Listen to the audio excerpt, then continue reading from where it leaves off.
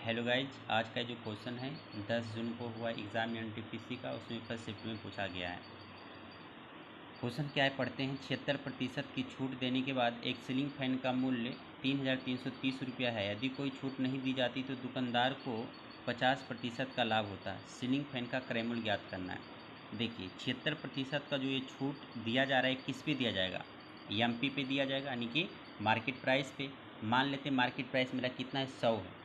तो 76% छूट देने के बाद एस पे कितना हो जाएगा, 24% हो जाएगा। अगर इसको काटना चाहते तो काट लीजिए, 25 चौक 100 और 6 चौक 24। तो ये 6 यूनिट पर क्या है, वो सामान बिकेगा। लेकिन क्वेश्चन में दिया हुआ है क्या चीज़ कि 76% छूट देने के बाद 3,330 रुपये में जाता है। यानी कि ये जो 3,330 वैल्यू दिया हुआ है, किसका दिया हुआ है? 6 यूनिट का दिया हुआ है ना। तो यहाँ पर क्या है, एक कंडीशन और दिया हो कि अगर जो छूट नहीं दिया जाता तो क्या होता, 50% का लाभ होता दुकानदार को। यानी कहने का मतलब क्या है, 50%। 50% का मतलब पहले क्या होता है, 1/2।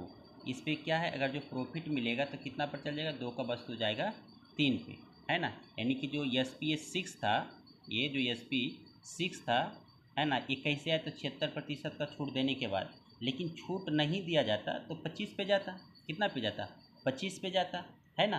तो ये क्या है, अगर जो छूट नहीं दिया जाता तो यही चीज़ कितना हो जाता, ये 3 पे जाता। कितने पे जाता?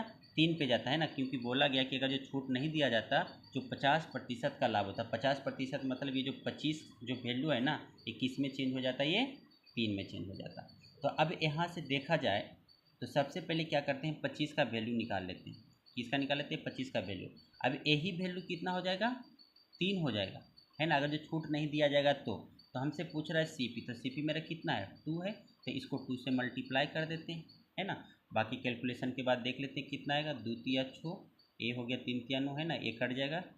9 तिया 27 और 9 सती 63, यानी कि आ गया 370। 370 को 25 से मल्टीप्लाई करेंगे तो 0 हो जाएगा। 25 सत्ती 75 से बाकी 17, 25 75 और 17 हो जाएगा 92 हो जाएगा, यानी कि 9,250 रुपया हो जाएगा। तो इसका करेक्ट ऑप्शन क्या हो जाएगा, 1 हो जाएगा। इसको अच्छे से देखिए, और कहीं दिक्कत हो तो कमेंट सेक्शन में कमेंट करना, है ना। एक क्वेश्चन हमें अच्छा लगा है।